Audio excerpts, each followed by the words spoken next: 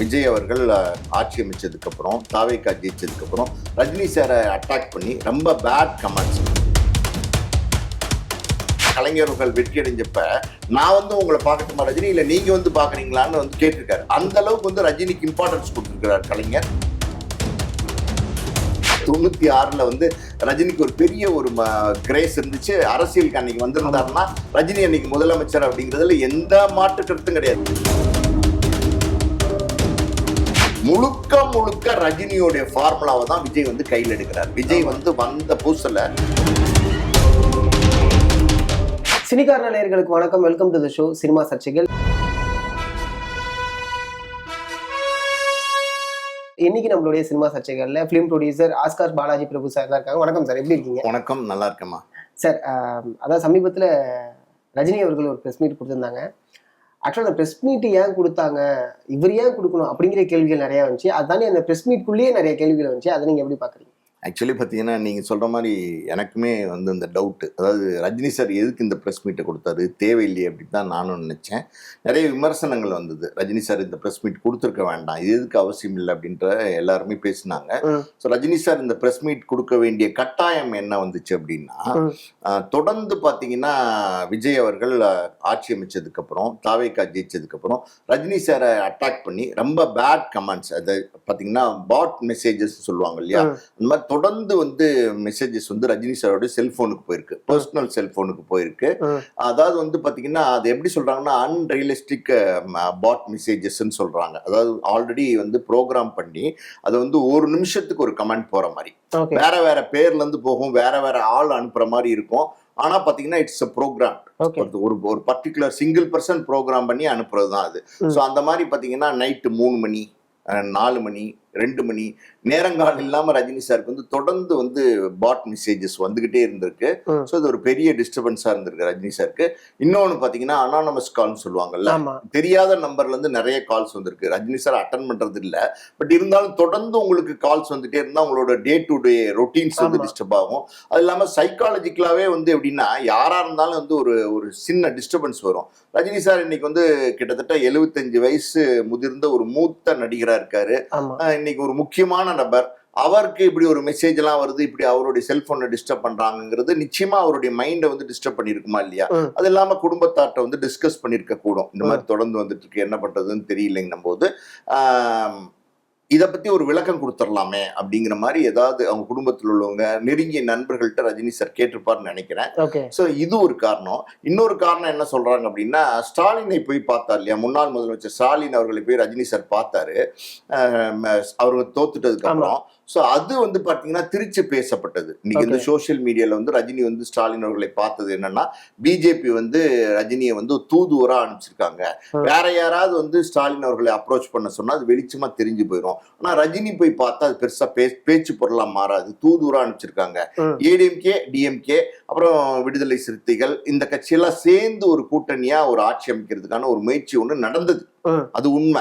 அது திருமாவளவன் அவர்களே வந்து சமீபத்துல சொல்லியிருக்காரு. ஆனா அது ரஜினியால் தான் வந்து தூண்டப்பட்டது, ரஜினியால் தான் வந்து இனிஷியேட் பண்ணப்பட்டது. ரஜினி தான் அதுல வந்து ரொம்ப மும்முரமா இருந்தாரு. தாவேக்கா எப்படியாவது ஆட்சி அமைக்கிறத தடுக்கணும், விஜய் முதலமைச்சரா வரதை வந்து தடுத்தே ஆகணும், விஜய் முதலமைச்சரா எக்காரணம் கொண்டு வரக்கூடாது அப்படின்னு முனைப்போட வந்து ரஜினி செயல்பட்டார் அப்படிங்கிற மாதிரியும் திருச்சி பேசிட்டாங்க. ஆக்சுவலி ரஜினிக்கு அதுக்கு சம்பந்தமே இல்லை. ரஜினி அந்த பிரஸ் மீட்லயே ரொம்ப கிளியரா வந்து கிளாரிஃபை பண்ணிருக்காரு. என்ன சொல்லியிருக்காரு அப்படின்னா, என்னுடைய நீண்ட கால நண்பர், அதாவது கிட்டத்தட்ட 45 வயது நண்பர் ஸ்டாலின் அவர்கள் முன்னாள் முதலமைச்சர் இருக்கிறதுக்கு காரணம் என்ன அப்படின்னா, கலைஞர் அவர்கள் மேல பெரிய அபிமானம் மரியாதை கொண்டவர் ரஜினி அவர்கள். கலைஞர் ஆட்சி இருக்கும்போது பாத்தீங்கன்னா ரஜினி வந்து ரொம்ப இணக்கமா இருந்தாரு. ஸோ ஒரு காலகட்டத்தில் ஜெயலலிதாவோட எல்லாம் சில முரண்பாடுகள்லாம் இருந்துச்சு. ஆனா கூட பாத்தீங்கன்னா கலைஞர் அவர்களோட பெரிய ஒரு நெருங்கிய தொடர்புலையும் உறவுலையும் இருந்தாரு. ஒரு தடவை பாத்தீங்கன்னா கலைஞர்கள் வெற்றி அடைஞ்சப்ப நான் வந்து உங்களை பார்க்கட்டுமா ரஜினி, இல்ல நீங்க வந்து பாக்குறீங்களான்னு வந்து கேட்டிருக்காரு. அந்த அளவுக்கு வந்து ரஜினிக்கு இம்பார்ட்டன்ஸ் கொடுத்திருக்கிறார் கலைஞர். அவருடைய வாரிசு, அரசியல் வாரிசு ஸ்டாலின் அவர்கள். நீங்க அதாவது வந்து சென்ற ஆட்சி 5 ஆண்டு காலம் நடந்தது. இந்த முதலமைச்சர் ஸ்டாலின் அவர்கள் மேல பெரிய மரியாதை எல்லாருக்கும் இருந்தது. ஏன்னா ஒரு நியாயமான, ஒரு நேர்மையான, ஒரு சரியான ஒரு ஆட்சியை வந்து பண்ணாரு. ஒரு நல்ல ஒரு முதலமைச்சரா இன்னைக்கு வந்து நம்ம பேசிக்கிட்டு இருக்கோம். அப்படி இருக்கும்போது அவருடைய நண்பர், அவர் வந்து கொளத்தூர் தொகுதியில வந்து தோத்து போயிட்டார். கொளத்தூர் தொகுதியில தோத்து போனது வந்து ரஜினிகாந்துக்கு மட்டும் இல்ல, பல பேருக்கு வந்து பாத்தீங்கன்னா மனசை பிசைய ஆரம்பிச்சிருச்சு. ஸ்டாலின் அவர்கள் தோத்தது வந்து பல பேரால ஏற்றுக்கொள்ள முடியல. அதாவது டிஎம்கே அபிமானி, ஸ்டாலின் மேல பெரிய மரியாதை உள்ளவங்க, ஏன் ஒரு ஒரு ஒரு குரூப் வந்து பாத்தீங்கன்னா வருத்தப்பட்டாங்க. இப்படி ஸ்டாலினே தோத்து போயிட்டாருன்னு வேதனைப்பட்டாங்க. அதே மாதிரி ஒரு வருத்தமும் வேதனையும் ரஜினிக்கு இருந்திருக்கு. சோ இந்த மாதிரி ஒரு கஷ்டமான சூழல்ல வந்து நேர பார்த்து ஆறுதல் தெரிவிக்கணும் அப்படிங்கறதுக்காண்டி தான் ரஜினி போயிருக்காரு. அது தவிர்த்து வேற காரணமே கிடையாது. அதே ரஜினி வந்து தெளிவுபடுத்தியிருக்காரு. இன்னொரு பக்கம் பாத்தீங்கன்னா, இந்த ஆட்சி அமையக்கூடாது, விஜய் முதலமைச்சரா வரக்கூடாதுன்னு எந்த காலத்திலயும் நான் நினைச்சதில்லை, நினைக்கவும் மாட்டேன், அப்படிப்பட்ட மனிதன் நான் இல்லை அப்படிங்கறது சொல்லியிருக்காரு. அதே நேரத்துல பாட் மெசேஜஸ் நிறைய தொடர்ந்து தொந்தரவுகள் இருக்கு, சைபர் தொந்தரவுகள் இருக்குங்கிறதையும் அவர் வந்து விளக்கம் கொடுத்திருக்காரு. சோ இதெல்லாம் விளக்கம் கொடுக்க வேண்டிய கட்டாயத்துக்கு ரஜினி வந்து தள்ளப்பட்டார். அதான் உண்மை, தள்ளப்பட்டாருங்கிறது தான் உண்மை. நீங்க பாத்தீங்கன்னா எப்படின்னா, ஒரு காலம்னு சொல்ல முடியாது, 96ல வந்து ரஜினிக்கு ஒரு பெரிய ஒரு கிரேஸ் இருந்துச்சு. அரசியலுக்கு அன்னைக்கு வந்திருந்தாருன்னா ரஜினி அன்னைக்கு முதலமைச்சர் அப்படிங்கிறதுல எந்த மாற்று கருத்தும் கிடையாது. அந்த அளவுக்கு மிகப்பெரிய ஒரு செல்வாக்கு இருந்தது. கிட்டத்தட்ட பாத்தீங்கன்னா அந்த விஜய் அவர்களுக்கு இன்னைக்கு ரசிகர்கள்ட்ட எந்த அளவுக்கு வரவேற்பு இருக்கோ அதே அளவுக்கு வந்து வரவேற்பு அன்னைக்கு 96ல ரஜினி அவர்களுக்கு இருந்தது. ஏன்னா கிட்டத்தட்ட இன்னைக்கு 75னா கிட்டத்தட்ட 30 வருஷத்துக்கு முன்னாடி பரட்டி போட்டீங்கன்னா அவருக்கு 45 வயசு தானே. சோ அந்த ஏஜ்ல அவருக்கு ஒரு பெரிய ரெஸ்பான்ஸ் இருந்துச்சு. ரஜினி அரசியலுக்கு வரணும்னு நிறைய பேர் விரும்பினாங்க. ரஜினிக்கே அரசியலுக்கு வரணுங்கிற எண்ணங்கள்லாம் இருந்தது. அன்னைக்கு பாத்தீங்கன்னா ரஜினி போயஸ் கார்டன்ல இருந்தாரு. ஜெயலலிதா அம்மையார் அன்னைக்கு ஆட்சியில் இருந்தாங்க, அவங்களும் போயஸ் கார்டன்ல இருந்தாங்க. சோ போற வரதுலயே, அதாவது அவர் வீட்டுக்கு போற வரதுலயே நிறைய தடங்கல்கள் இருந்தது, நிறைய செக்கிங் இருந்தது. இதெல்லாம் ரஜினிக்கு வந்து ஒரு மனதளவுல ஒரு புண்படுத்துது, காயப்படுத்தியது. காரணம் என்ன அப்படின்னா, ரஜினி வந்து சூப்பர் ஸ்டார், அதுல எந்த மாற்று கருத்தும் கிடையாது. கிட்டத்தட்ட பாத்தீங்கன்னா 50 வருஷமா ஒருத்தர் வந்து தொடர்ந்து அந்த சூப்பர் ஸ்டார் பட்டத்தை தக்க வச்சிட்டு இருக்காரு. தொழில பொறுத்த வரைக்கும் பாத்தீங்கன்னா அவர் தான் நம்பர் 1 சினிமால இன்னைக்கு வரைக்கும். அப்படின்ற அந்த அந்தஸ்தையும் அவர் என்னைக்குமே லெட் டவுன் பண்ணதே இல்லை, கீழே விட்டதே இல்லை. சோ அந்த ஒரு ரஜினிக்குன்னு ஒரு மரியாதைன்னு ஒண்ணு இருக்கு பாத்தீங்களா. இன்னைக்கு வந்து ரஜினி கால் பண்ணா பிரைம் மினிஸ்டர் எடுப்பார், அமித்ஷா எடுப்பார். அதே மாதிரி எந்த ஸ்டேட்டோட சீஃப் மினிஸ்டர் இருந்தாலும் ரஜினி கால்னா பிக்கப் பண்ணுவாங்க, உடனே லைனுக்கு வருவாங்க. சோ அந்த அளவுக்கு ஒரு செல்வாக்கு மிக்க மனிதரா இருக்காரு.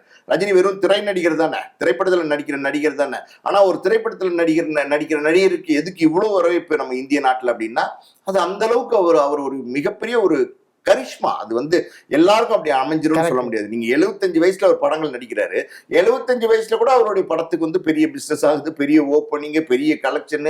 ரசிகர்கள் வந்து பாத்தீங்கன்னா ஆரவாரம் பண்ணி வந்து படத்தை ரசிக்கிறாங்க. தனுஷ் சிம்பு படத்தை ரசிக்கிற அளவுக்கு, விஜய் அஜித் படத்தை ரசிக்கிற அளவுக்கு ரஜினி படத்தையும் ரசிக்கிறாங்க. அப்படி ஒரு கரிஷ்மா உள்ள ஒரு மனிதர், ஒரு லீடர்னு கூட நம்ம சொல்லலாம். அவர் வந்து அரசியலுக்கு வராட்ட கூட அவர் ஒரு பெரிய தலைவராக தான் நம்ம பாக்குறோம். சோ அந்த மாதிரி 96ல அரசியலுக்கு அன்னைக்கு ஜெயலலிதா எதிர்த்து குரல் கொடுத்தாங்க.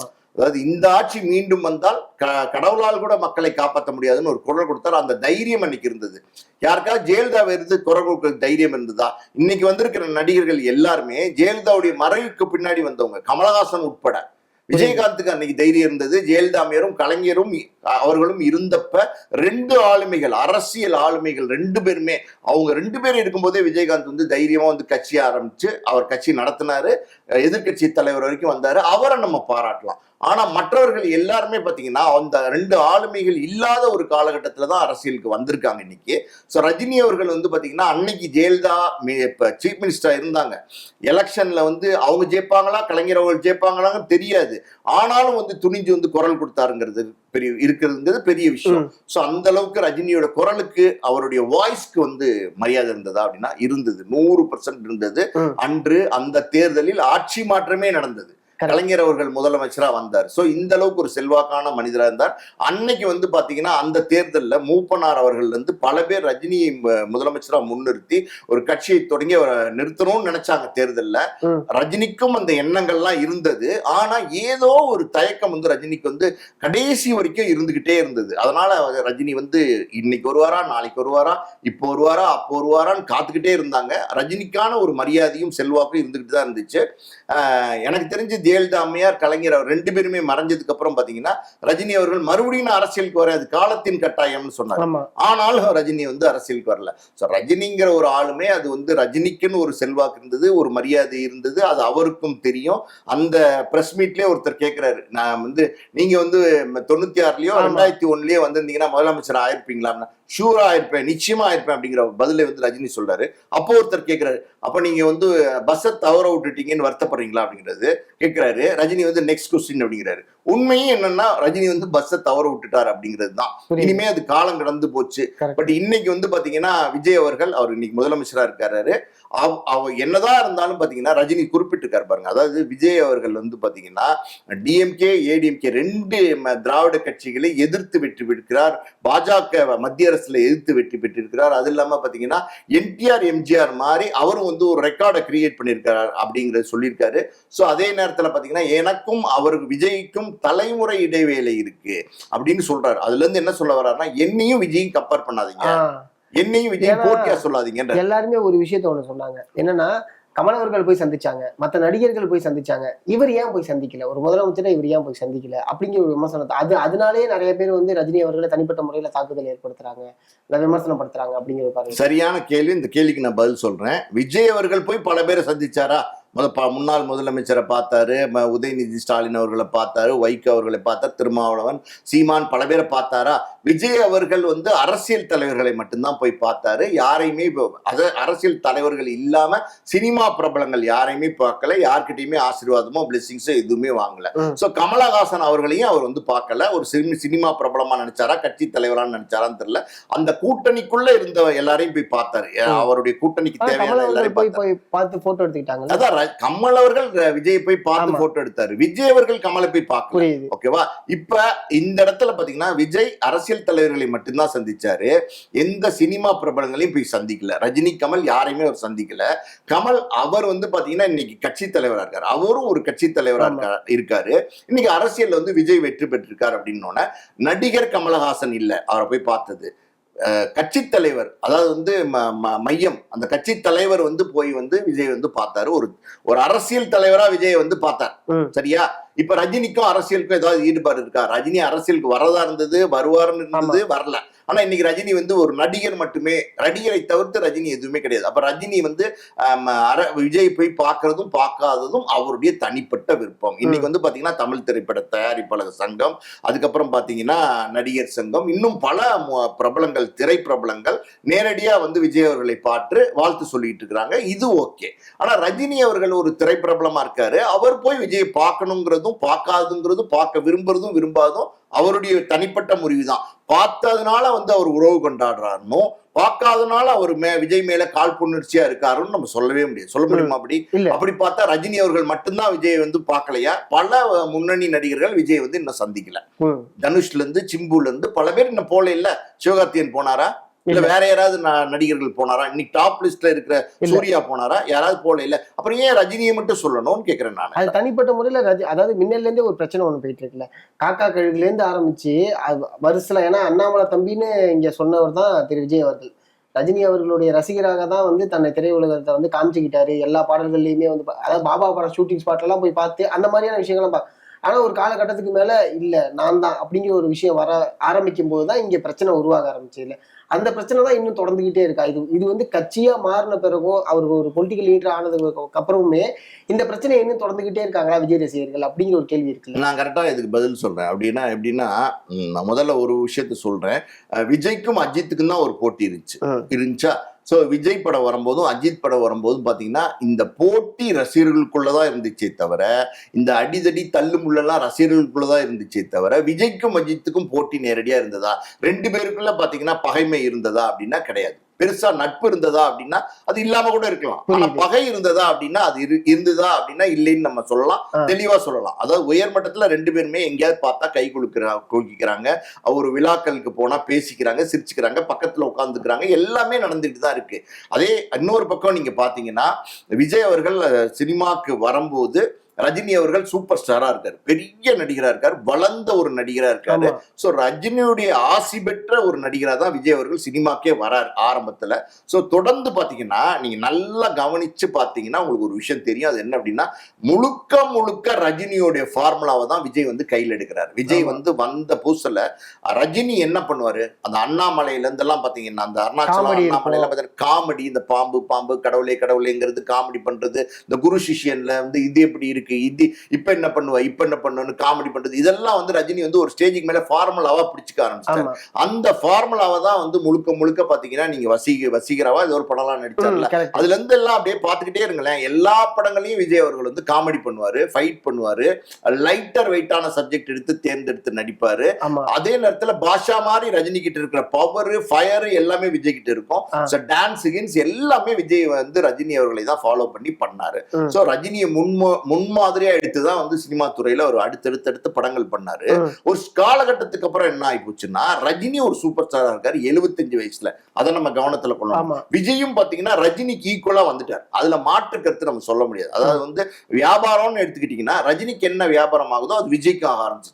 ஏன் இன்னும் ஒரு படி மேல சொல்லணும், வெளிப்படையா சொல்லணும் அப்படின்னா, ரஜினியை விட ஒரு டாப் ஸ்டாரா, ரஜினியை விட மக்கள் கொண்டாடக்கூடிய ஒரு வியாபாரமாகக்கூடிய ஒரு நடிகரா விஜய் வந்து ஒரு ஸ்டேஜ்ல வந்து நின்னுட்டார் அப்படிங்கறதுல எந்த மாற்று கருத்தும் கிடையாது. யாராலையும் அது மறுத்து பேச முடியாது.